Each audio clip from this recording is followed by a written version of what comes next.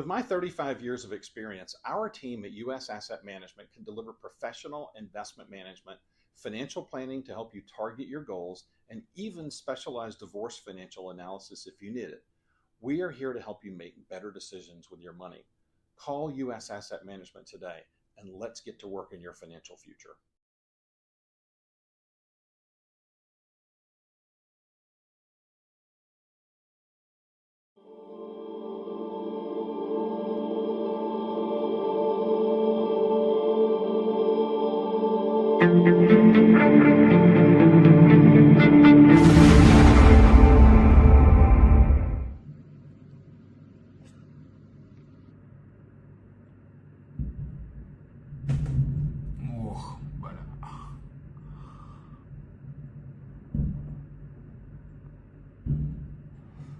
Хранилищу какому-то, сука.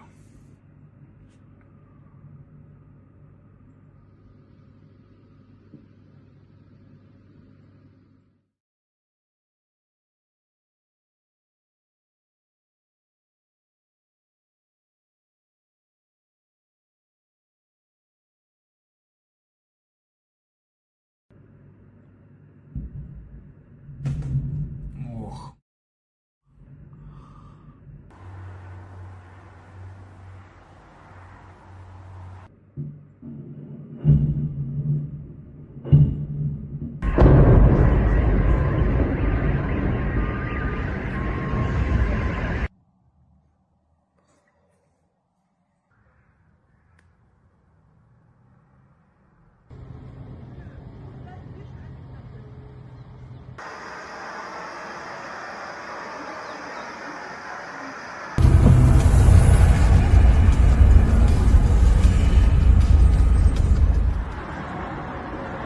بلانون البقرة.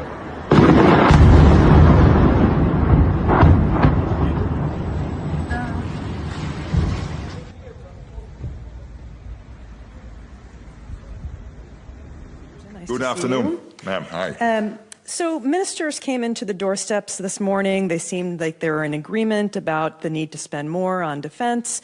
Many expressed pleasure that the developments in the Mideast, that there seemed to be a ceasefire on the horizon.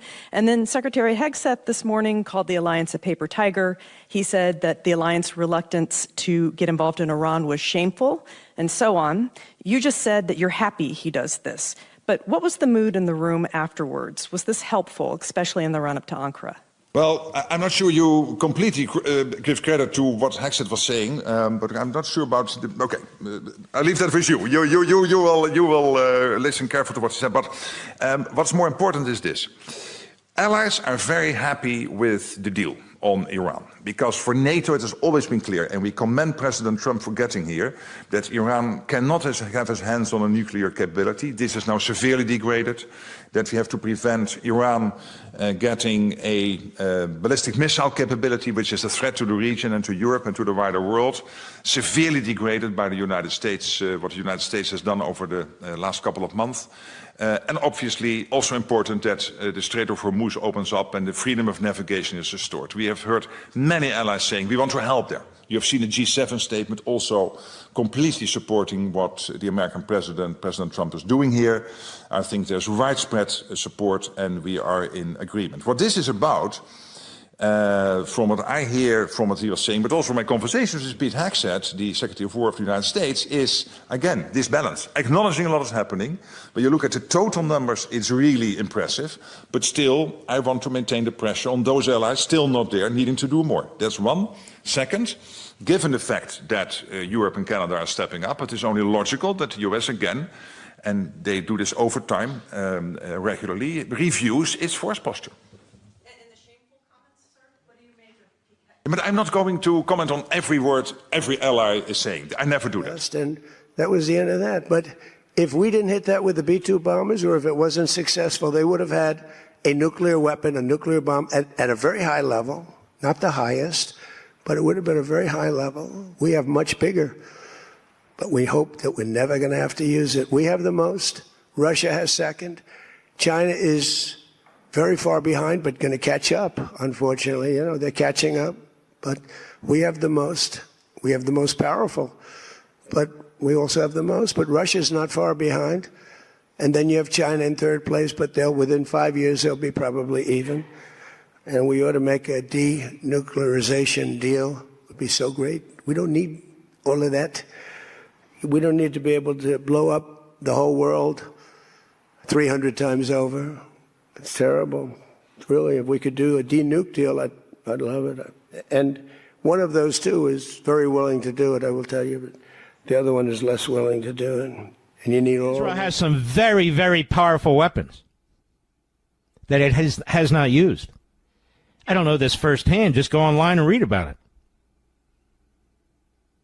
It's a secret that's not so secretive. And they've had them for decades. Israel will survive.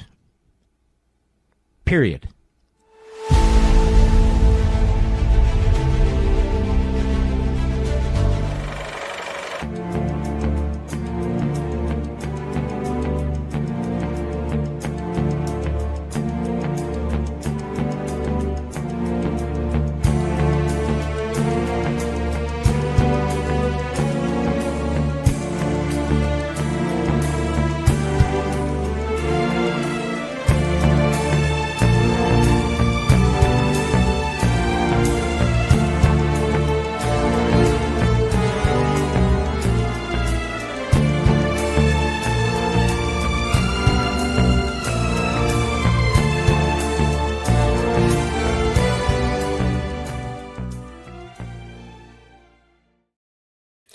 Welcome back to the SCIF. I'm on the road. We'll be back in the studio tomorrow. I want to say hello to the crew in the chat. A lot of interesting discussion there. We'll continue to discuss that a little later, honestly, here on the SCIF about Tucker. Interesting comments coming in, and I want to explain our position. So we'll do that a little later. We don't hate Tucker. I've been on his show many times. He flew me up to Maine, and I did a 1-hour interview with him on Fox News on Ukraine, and very grateful to him for his allowing me to get that message out, because I think it was important several years ago. And once again, I've got a garbage truck right outside the window here at where I am. So bear with me for the next minute or so as I may get loud. But we'll talk about Tucker. My concern is what the underlying agenda is. I don't want America to fail. That is where I draw the line. So I have children. I want them to live in a similar country to what I grew up in. So we'll talk about that. Want to say hello to the crew in the chat. Check out whatfinger.com, great aggregator site. Bill Quinn may join us from the fraud conference out in Las Vegas. We'll talk about that a little bit later. Little iffy on the connection there. But we're going to talk about Iran. I've got the guy to do that, Ali Safavi from the National Council of Resistance in Iran. And we'll try to get to the truth of this deal, and is it good, is it bad, what from all sides. So stay with us on that. Ali will be on here shortly. Let's do the mission brief. I'm your host, Todd Wood. Today, I believe, is the 18th. Is that correct? Yes, June 18th. Here's your mission brief. Moscow burns, but does it matter? That's the question. There's a lot of narratives being created, but what matters on the ground? And we'll talk about that. Connecticut churches still holding drag events. Unreal what's going on in the cradle of liberty up in Connecticut. New York City is broke, so they want to throw more money away. Netanyahu defies Trump in Lebanon, still not positive at all in our opinion. And the Cauldron and Donbass in Ukraine. All of that is coming up. Stay with us. We'll be right back. We've got a lot to go through today. Stay with us on the SCIF.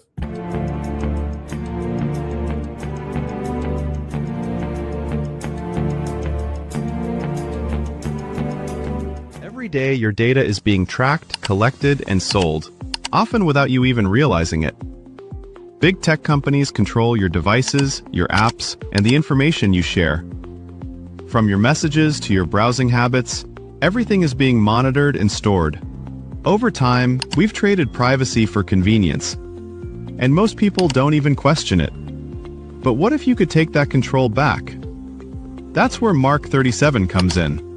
Mark 37 provides privacy-focused phones, laptops, and tablets designed to give you full control over your digital life. With secure systems, expert support, and simple tools, They make it easier to step away from constant tracking and data collection. Because privacy isn't just a feature, it's a fundamental choice. It's about protecting your data, your freedom, and your future. Take back control of your digital life with Mark 37. A warm welcome here at the National Press Club. Welcome to the journalists, welcome to the Embraer team, and welcome to the other guests that we have here. Going to announce, and as some of you guessed it right when they came in, the first E2 order by an American operator. And that operator is Avello. We believe this is really a strategic shift to unlock profitability for the customer. I'm very pleased that we have Andrew Levy here as the CEO of Avello, and I'm very pleased to give the stage to share a little bit more about what Avello is going to do with the E2 195. Thank you very much. Couldn't be more excited to be here as part of this historic announcement. We have such a great cultural fit as companies, so we're very, very excited to be Embraer's newest customer. We launched our airline in April of 21, and our target is focusing on small secondary airports of large metro areas. We've carried over 8 million customers since we started on 63,000 flights. And we've done all these things with 1,200 of the greatest crew members I could ever imagine having, and many of them are here with me today. This is the right airplane for us. It's going to open up opportunities for us that no other aircraft can serve. The best thing about the airplane, of course, is you will not find a middle seat on this airplane. It doesn't exist. We won't have any to offer. It's going to be the best cabin in the United States, and we're so excited about that. This is going to elevate our experience to the highest level, and we think our customers are absolutely going to love the airplane.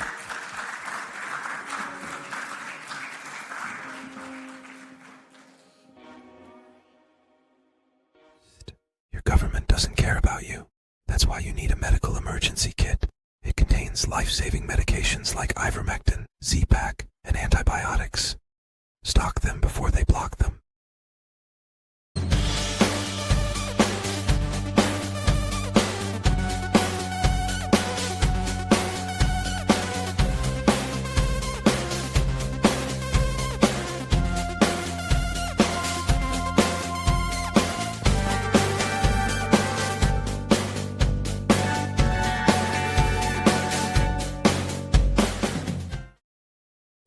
One of the reasons I'm traveling so much and on the road is that we are having an impact all across the country. The show yesterday on Georgia, I got lots of calls, some screaming, some happy last night. So we are definitely having an impact, and we are traveling, bringing on additional staff in different jurisdictions that we operate in, like Georgia, Florida, Connecticut, et cetera. So stay tuned for more changes coming at CDM. It's on the way. I'm going to talk about Tucker a little later, but I want to talk now with Ali Safavi. I've known a long time, about a decade, with the National Council of Resistance in Iran, the Iranian Resistance fighters inside Iran. And I want to get really what's going on the ground. So, Ali, thanks for joining me this morning. Well, thank you very much, Todd. Good to be with you as always. Yes, so we've had quite a change. You've had a shift in really the viewpoint, I think, of the United States over the last few weeks and what they want out of this. Iran and U.S. have signed a deal. What are Iranians thinking on the ground about all of this, please? You mean the Iranian people? Yes. Well, I think their view and their feelings is reflected in the position that the NTRI president-elect, Mrs. Rajabi, took 4 days ago or 5 days ago when the news of reaching an agreement was announced. And in a statement, she said that we welcome any understanding that ends war and the suffering of the Iranian people. Mm-hmm. And clearly, I believe that this war, as was the case in the 2025 war, and many other such conflicts in the past, including the 8-year Iran-Iraq war, that war has been to the detriment of the Iranian people, because the Iranian regime has used this as a pretext to suppress its own citizenry. Mm-hmm. We have seen a dramatic rise in the number of executions in Iran, particularly of political prisoners. Since March 19, 35 dissidents have been executed, 8 of them members of the MEK, the Mujahideen Khalq. 12 more have been sentenced to death. They are on death row right now, and their conviction has been upheld. And there are many, many more. Actually, there are 50 political prisoners on death row as we speak, the 12 are from the MEK. So from our perspective, I think ending this conflict will not give the regime any more pretext to continue the way it is continuing. It has to address, at the end of the day, the fundamental problems that have plagued this country as a result of the mullah's 47 years of mismanagement, corruption, and plunder of the country. The economic problem, the inflation, unemployment, water shortage, electricity shortage, housing shortage, you name it. And clearly, when you talk about the MOU, the onus is on the Iranian regime to see whether they will hold up their side of the bargain. That said, Mrs. Rajavi also underscored that in any international agreement with the regime in Tehran, the issue of human rights, in particular execution of dissidents and the killing of Iranian people, must be front and center, which means that they should be held accountable for it. And so I think in many ways the Iranian people are relieved because they now know that it is their task to topple this regime, as Mrs. Rajavi said, their task and that of the organized resistance, which, as you alluded in the beginning of this program, has been fighting this regime tooth and nail at great cost for the past 45 years. So the executions, do you know if that was talked about? And obviously, you may not have insight, or no one has insight into what actually was going on in the negotiations. But do you think the Iranian government's treatment of the Iranian people was discussed during the negotiations?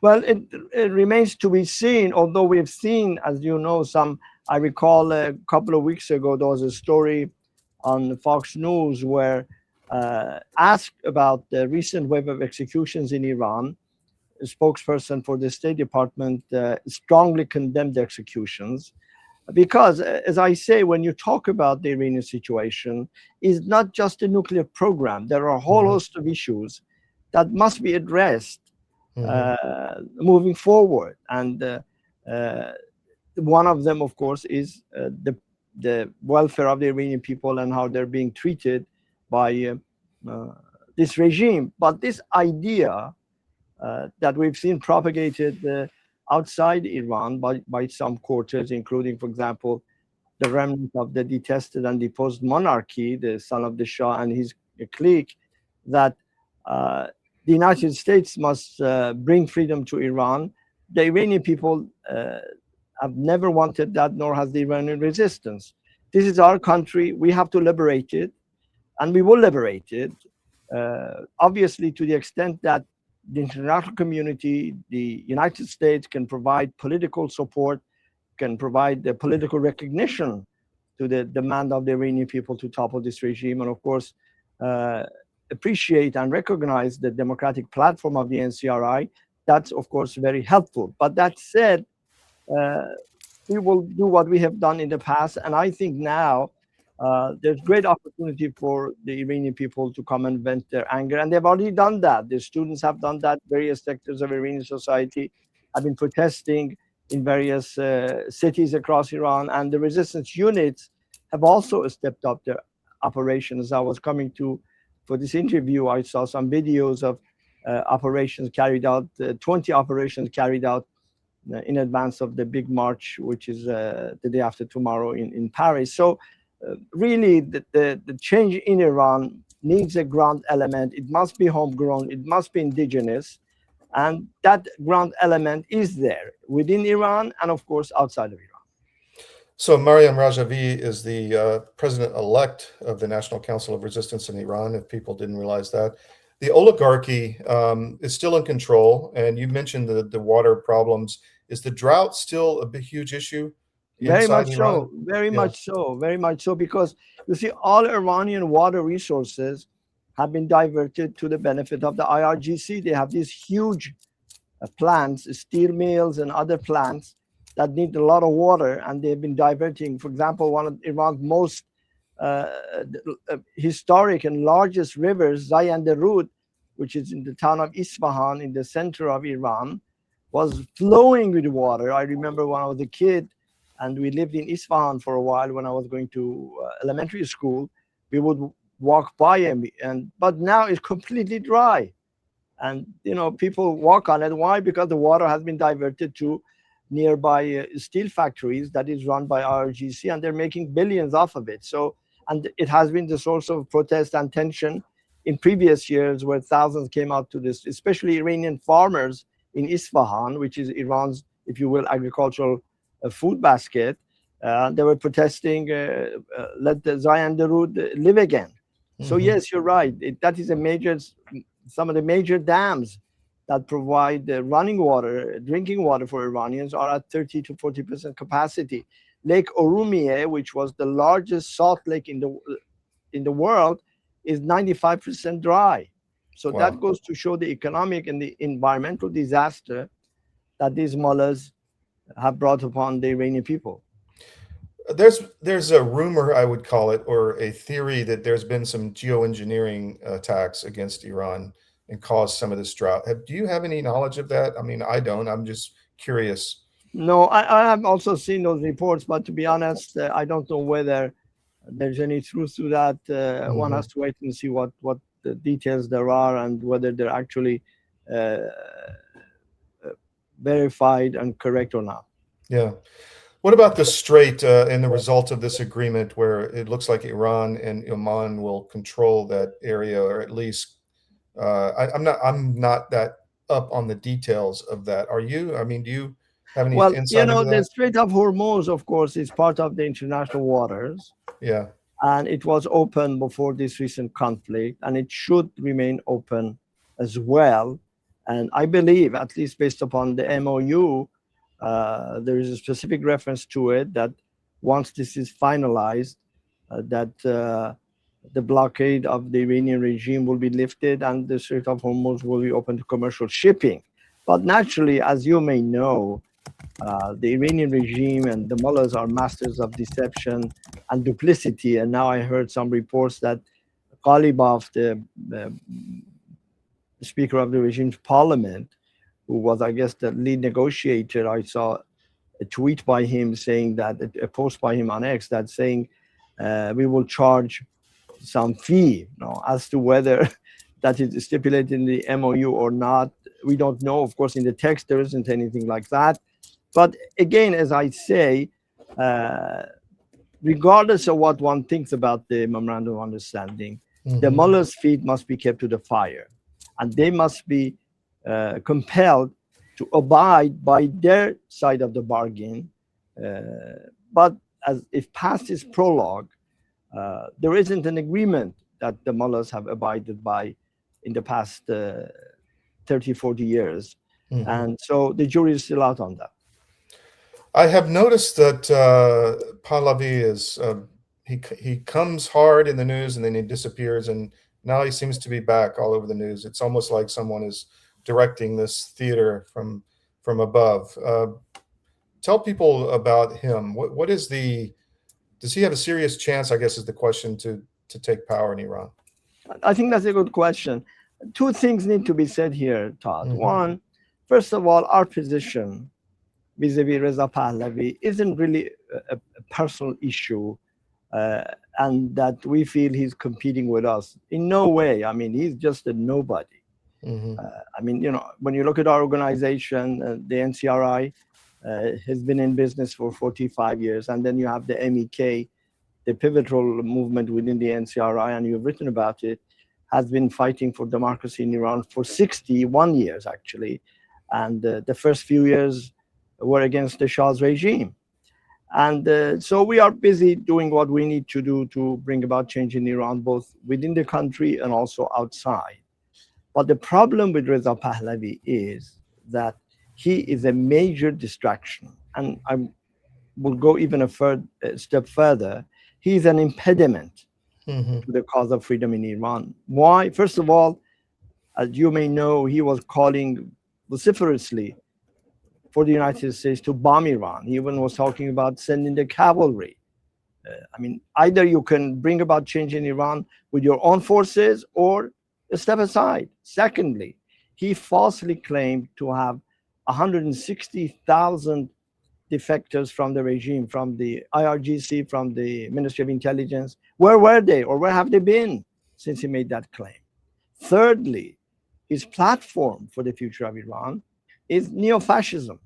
He arrogates the legislature, the judiciary, and the executive branch into the hands of one person, himself. And of course, in recent months, and quite concerning, his supporters have been brandishing the logo and insignia of SAVAK, the Shah's notorious secret police that was responsible for the deaths of thousands of dissidents and actually paved the way for Khomeini to walk into Iran uncontested. And they've been saying, yes, SAVAK is good, and they've been supporting SAVAK. And fourthly, he has not distanced himself from the crimes of his father. He was interviewed in Sweden, in Germany, and he was asked by journalists, what about your father and what he did? He said, I'm proud of our legacy and whatever our family has done. And so really, he is not a viable option, regardless of what some people may want to project about him. And at least as far as we are concerned, when it comes to any game plan for the future of Iran, he doesn't even have a seat on the bench. The Iranian people didn't overthrow the Shah and haven't been fighting the mullahs to replace the turban with a crown. Absolutely not. And as you may know, one of the most prevalent slogans in two nationwide uprisings in 2022 and 2026 was no to the oppressor, whether the Shah or the leader. So Iranian people have no illusion. They still remember the days of the Shah. Some younger generation may not know, but the older generation is still around. And all of us remember the time of the Shah. And were it not for his oppressive system, one-party system, the brutalization of the democratic opposition, Khomeini would have never been able to steal the leadership of a popular revolution and do what he's done, him and his successors have done to our nation. I had an interaction with his supporters at CPAC. I was quite shocked. It was verbally aggressive and almost to the point where you start thinking in your back of the mind, well, is this going to get physical? I mean, it was an eye opener for me. I mean, it was quite shocking when you say fascism. Yes, what they've done, like in many cities, especially in London, they've gone to a lot of Iranian shops and stores, and they've told them, you either put up the picture of Reza Pahlavi and our flag, or we're going to do this and that. On many occasions, they have attacked citizens, Iranians, who had various small protests of their own against the regime in Iran, in Germany, elsewhere. And even journalists have not been immune. One German journalist who asked a tough question from Reza Pahlavi during his press conference in Berlin went on a German television station, ARD, the leading television program, and she showed some of the messages and like replies to her posts. Some of them very vulgar, I must say, and threatening her with all kinds of things, sexual assault and all kinds of names. So yes, this tells you something about the nature of this Pahlavi clique. Many of them, by the way, until very recently were chanting slogans in defense of the Ayatollahs, and now all of a sudden they have put on a suit and a tie and have become diehard monarchy supporters. So he really doesn't have anybody inside Iran. He doesn't have anybody outside Iran. And he's making all these outlandish claims as to how Iran will look after the overthrow. But the key question is, how are you going to overthrow it, and who is going to overthrow it? And when you ask him, he doesn't have anything to offer. So except except our sons and daughters here in the United States. Yes, exactly. Interesting. I want to talk to you about your Paris event in a second, but last question on the MOU, or actually the situation in Iran. Any vision of how you see like a change of power in Iran with your movement? I mean, how would that look in your opinion? Yes. Well, I think there are two elements, Todd. One, of course, and the key element are the Iranian people. And the Iranian people have demonstrated, at least in the past 5, 6, 7 years, since 2017 to be exact, that with any opportunity arrives, when there's any spark, they will rise up. We saw in 2017, we saw in 2019, we saw in 2022, and of course 2026. So there's absolutely no doubt that when it comes to the overwhelming majority of Iranian people, they want this regime out. And they're willing to pay the price. And they have been paying the price. You know, thousands were massacred in 2026, 750 in 2022, 1,500 in 2019. And most of them, by the way, young people.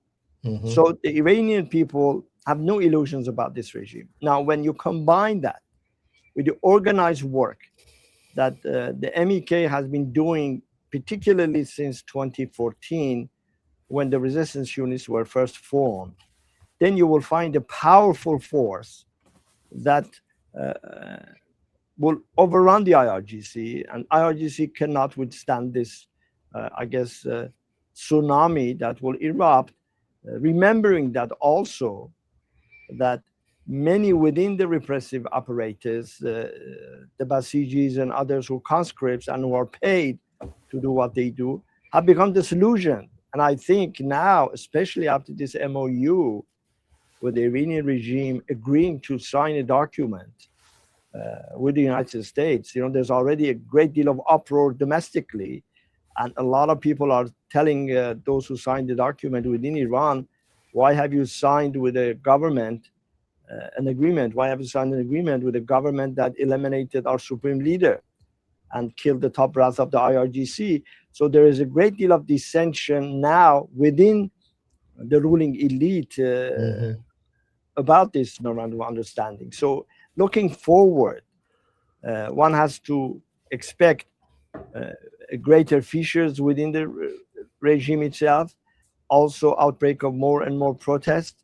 When you combine that with the work of the resistance units, which are ongoing as we speak, as I was coming here, they had carried out 20 different operations just in the past couple of days in various cities across Iran, targeting IRGC bases, Basij bases, that this will lead to an uprising that will topple the regime. As to when that happens, naturally, this is something that nobody has a crystal ball, but it will come. Remember that when you had the 12-day war in 2025, a lot of people were questioning, why didn't the Iranian people come out onto the streets and get rid of this regime? Well, I think that was the wrong expectation to begin with.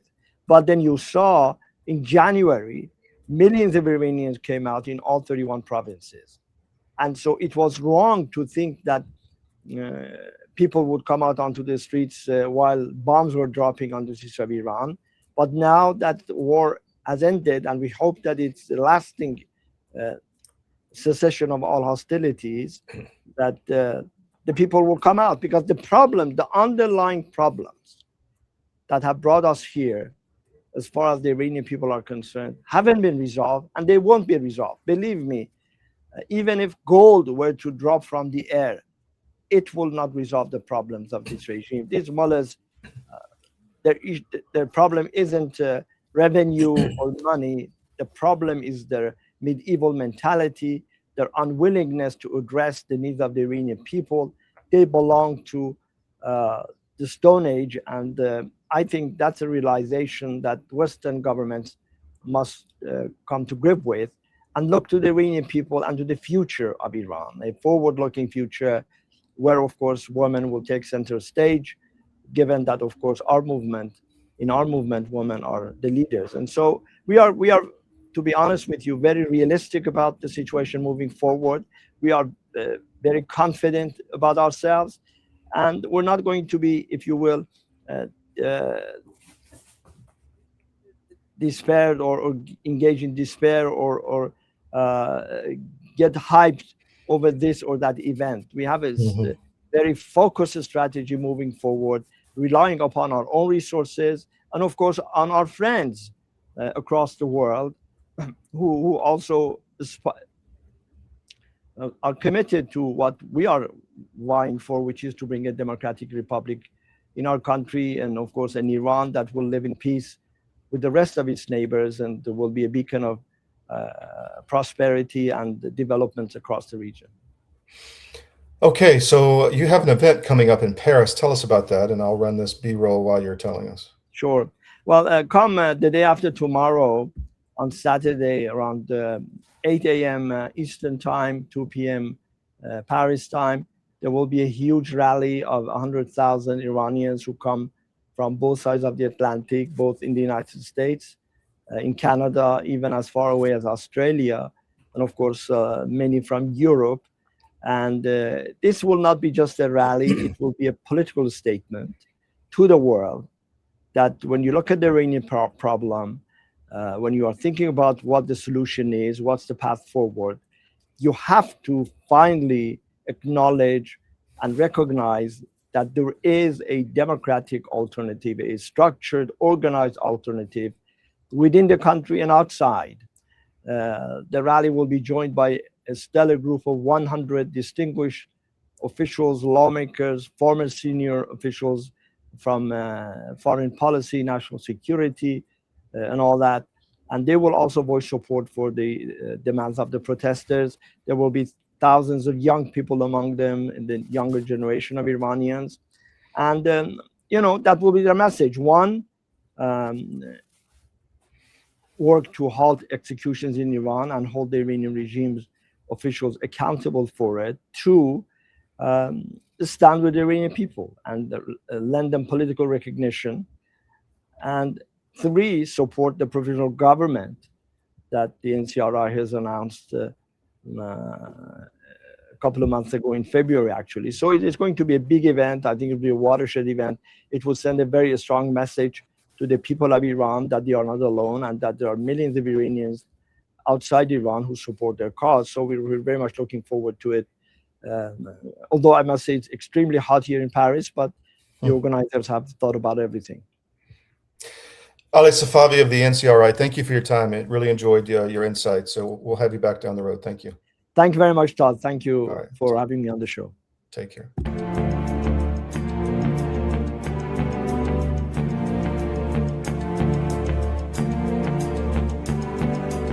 Every day, your data is being tracked, collected, and sold, often without you even realizing it. Big tech companies control your devices, your apps, and the information you share. From your messages to your browsing habits, everything is being monitored and stored. Over time, we've traded privacy for convenience, and most people don't even question it. But what if you could take that control back? That's where Mark 37 comes in. Mark 37 provides privacy-focused phones, laptops, and tablets designed to give you full control over your digital life. With secure systems, expert support, and simple tools, they make it easier to step away from constant tracking and data collection. Because privacy isn't just a feature, it's a fundamental choice. It's about protecting your data, your freedom, and your future. Take back control of your digital life with Mark 37. And by the way, I wanted to say I'm starting my journey with Sean. I'm going to be getting a Ghost phone and then upgrading to a Ghost computer soon, because I am going to unplug for the Matrix. And you can follow me along on my journey. So mark37.com/CDM is where you want to go to do that. Find the webinar, sign up for the webinar, and learn everything you need to know to get started. And then you can also sign up for a free 30-minute consultation on privacy there at mark37.com/CDM. But I'm looking forward to it, and I have been worried about privacy for some time. So I'm going to be taking the plunge and changing my life and unplugging from the Matrix, and I'm really looking forward to it. So maybe you can join me. Through the pandemic, we can never be caught unprepared again. And so many Americans, when COVID hit, they had nothing in the house. Stores were shut down, and doctors' offices were shut down. And even if doctors prescribed drugs, hydroxychloroquine, ivermectin, pharmacists wouldn't fill the prescriptions. That was a nightmare. Now the situation is much worse. We have these horrible supply chain problems. In our emergency medical kit at the Wellness Company, we have 8 prescription drugs that are all potentially life-saving. Most people who died with COVID, they died in the hospital because they didn't receive early treatment. Every American family should have one of these.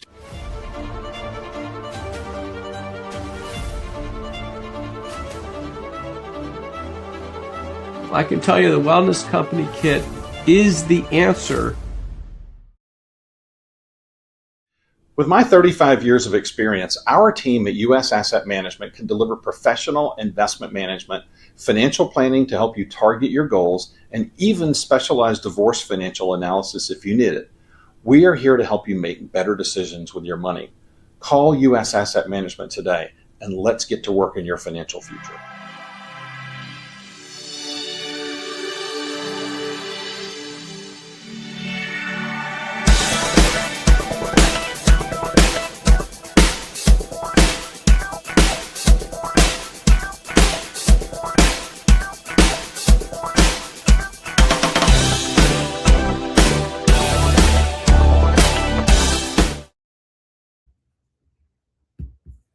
Okay, welcome back to the SCIF.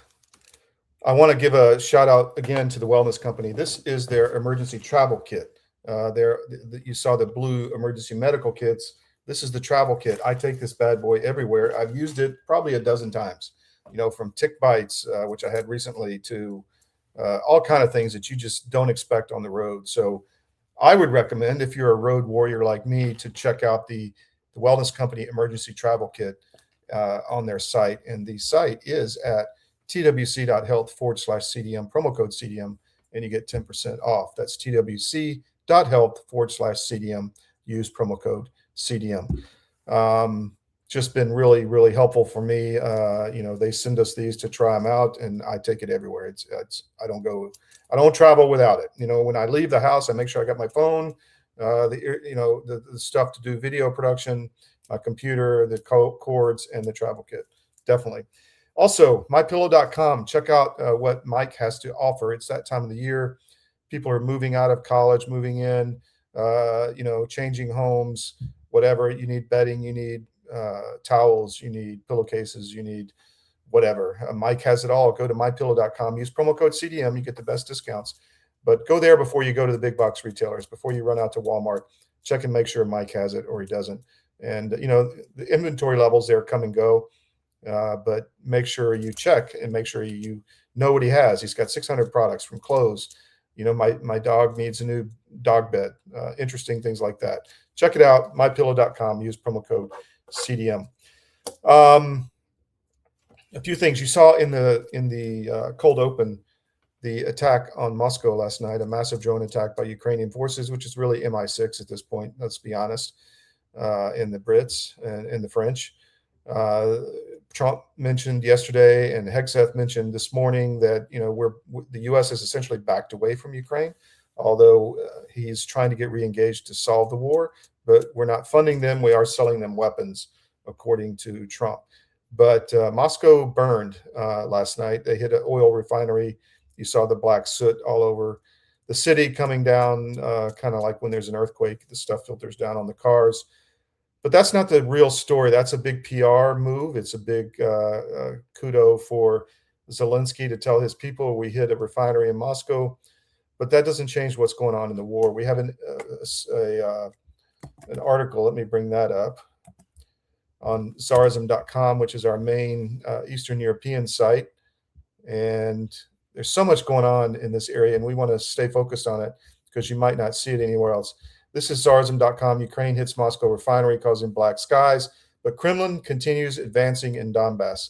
Konstantinivka falls, and they're moving on Slavyansk and Kramatorsk, which is huge logistical lines. It's in the east. It's going to make it much harder for the Ukrainians to resupply their lines. This is the oil fields in Moscow overnight on fire.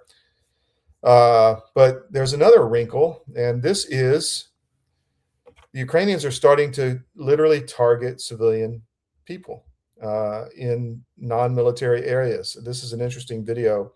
It is a civilian truck, looks like a food truck or something, moving through Belgorod, which is a Russian civilian area to the southwest near the Ukrainian border. But watch this, what happens here.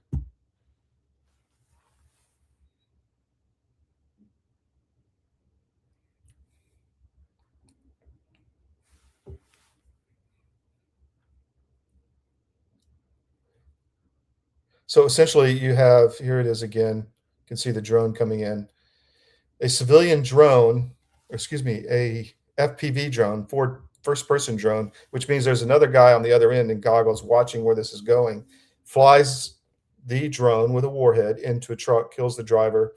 That is not a military target. That's a civilian delivery truck in the middle of a civilian area, and intentional. This has also happened with a bus of students heading to from Belarus, and the Bryansk area of Russia was targeted by another drone. One was killed and 8 seriously injured in the hospital. So they are literally targeting civilians with these FPV drones. They can do damage in Russia, but they can't stop the advance. And that is the line that I want you to remember, because the front line, as we've had Alex on from Kiev many times, is steadily moving to the west. And Ukraine is losing very important territory. And there's a Cauldron building, which is like a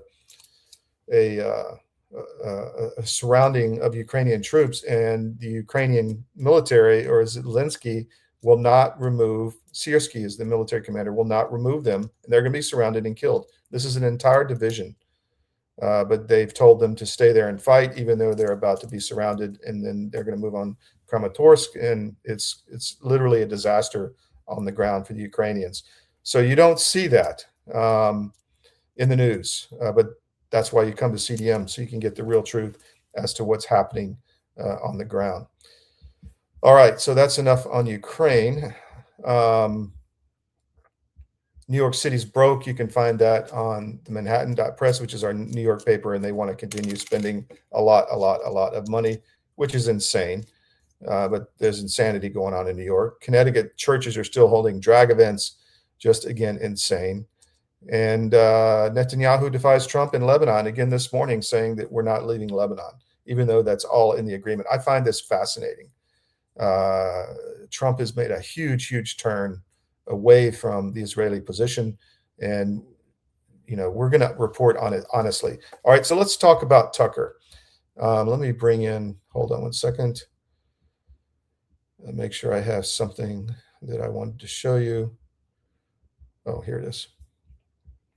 I have been against the Iran war in force for some time. This is an article I published. When did I publish this? This was in June of 2025, and I said Trump bombing Iran will be the end of his presidency. So I'm just showing that for historic sake there.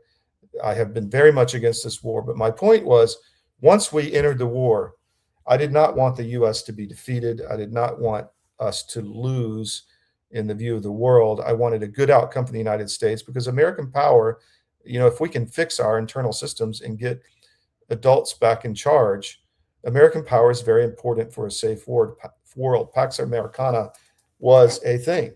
So I am totally against all these people who are wanting the U.S. to fail here and wanting Iran to come out on top. And I don't think this agreement does that. I don't think this agreement does put Iran on top. In fact, we've been doing a lot of, by the way, we've been doing a lot of Instagram short clips, and we're using AI for our real reporting. We're not having reporters in AI, but we're having an avatar for myself.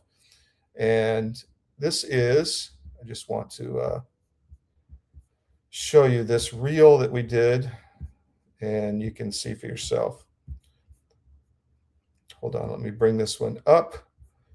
Again, 1 second, share this tab. This is Instagram reel that we've done, and I just want you to see it, and because it explains really our viewpoint on all this. So here we go. The narrative that Trump lost is now front and center, pushed by all the usual suspects, as well as some unexpected voices.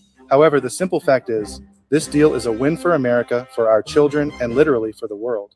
Trump delivered on preventing Iran from obtaining a nuclear weapon in the next couple decades, and also prevented another forever war in the Middle East. Your grandchildren are safe from the draft to go fight Persia. The United States doesn't have the resources or the willpower to fight another non-essential war for faraway lands. We must fight Antifa here in our own country and the Bolshevik Revolution unfolding. Get the truth from CDM.press. Put us in your daily scan and be the smartest in the room with the signing of the... Okay, so that's obviously AI, but follow us on Insta. We're doing a lot of this AI, and it really allows us to put out stuff very quickly and effectively. So I can literally go in and type 2 or 3 sentences, hit a button, and it's published on Instagram in an AI video format like that. It's really effective for delivery. It's not fake reporting. It's us. It's just the delivery allows us to be much more productive as we try to get out as much news as we can. So go to Instagram, look for CDM and follow us there. And we're putting out a lot of this. It's on YouTube also. You can follow us there. And CDM1 on Rumble, by the way. And CDM_press on X. Please follow us there. So my point is, this war is over, and that is the main win for the United States, because we could not fight a war.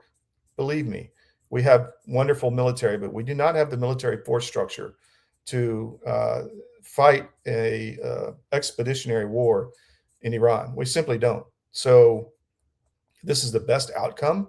The global economy was on a knife edge. The oil supplies coming out of the Gulf, if they continue to be disrupted, would cause global famine because the fertilizers are not getting out. People can't run tractors. Farmers can't get what they need. So I want to just make it very clear that this outcome is the best outcome we have. Now, I want to talk about Tucker. Tucker's been very good to me. He had me up to his studio in Maine when he was at Fox. I did an hour interview on the Ukraine war. He allowed me to come in and talk about that, ending that war years ago. And I'm very appreciative for Tucker for that and for having me on his show. But I have, I have principles, and I want to talk about what I see as right and what is best for our country. And I don't believe that failure for the United States is best for our country. That's where I differ with Tucker. I've seen, when I was on Wall Street, I had a good sense. I couldn't trade day to day. I was never a day trader, but I could tell big movements, things that were happening, and I could see trends in the long term. And I sense a narrative from a lot of talking heads in the conservative Inc. media where they've all been coordinated, first of all, for the U.S. to fail. I don't like that. Now, last night I listened to Tucker and his response. He's for months been talking about how this war needed to end it. President Trump just end it. It's wrong. End it. I agree with that. And I have not gone after Tucker at all. And I'm not hating on Tucker now. But what I am saying is that I sense with Tucker something else, which is a desire for the U.S. to fail. And I don't want that. And last night, I was really taken aback by his videos because he totally changed 180 from let's end the war. Okay, we ended the war. And now he's saying we shouldn't have ended the war because we failed and U.S. power has been destroyed. And, his agenda may be to remove foreign influence in the U.S., but he also has an agenda. He's talked a lot about changing the U.S. system. I've noticed this trend in Tucker's comments. What's coming next? Our system can't work anymore. We need something new. What is it that Tucker wants? I'm a little confused on this. So this is my point on Tucker. I don't want the U.S. to fail. I don't think we need a new political system. We simply have to enforce the laws we have. That is the challenge we have. This system is the best system ever designed for humanity. And the fact that it's run by an oligarch class now who control the political process doesn't mean the system is bad. There is no other. If you want a monarchy, which may be what Tucker wants, or some form of, Islamic theocracy like in Iran, I don't know what Tucker wants, but I don't want that. I don't want my kids to grow up with that. I want what I grew up with, which was a republic. And that's what we're fighting for here at CDM. So I just wanted to explain that. I'm going to write about this a little later. I just want our system to work. I want the laws enforced. That's why we're focused so much on election fraud and with Chris Gleason and others. And that is my point. I'm not anti-Tucker, but I do sense a desire for failure for the United States. And that's where I diverge. And Tucker has also been against the Iranian resistance. You heard Ali Safavi right there.